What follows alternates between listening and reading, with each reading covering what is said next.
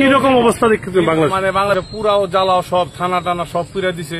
আমরা হিন্দুরা লেগে সমস্যা, আমি আইএফএসি দেখেন, এরপরে মনে করেন হুজুররা এই সব থানা টানা মন্দিরও আগুন লাগাই দিছে।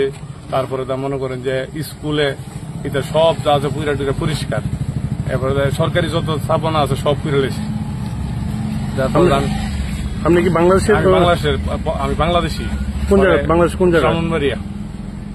মানে মনে করেন যে তারপরে আইএফএসি অবস্থা খারাপ, এই যে মানে খুবই ভয়াবহ অবস্থা। যত আওয়ামী লীগের নেতার বাড়ি ঘর আছে সব এটি পুরা লাইতেছে, পৌরসভা পুরা লাইতেছে, যা কিছু আছে সব দূরে দূরে ফিরতেছে কোন অবস্থা। আর বঙ্গভবন তো পুরা লাইছে একদম, বঙ্গভবনের ভিতরে সব যা কিছু আছে সব লুট করে লেছে। শেখ হাসিনা সব পলায় গেছে বলে শুনলাম, যে কলকাতা বলে চলে আসছে। মানে হাসান আমি সেটা বলতে পারি না সঠিকটা। আর্মি নিচে ক্ষমতা এখন আর্মি আপনার আসা না, আমরা কি জিজ্ঞাসা আর্মি টার্মি সব মানে রাস্তার ছেলেরা সব বিজয় মিছিল করতেছে, মিষ্টি বিতরণ করতেছে।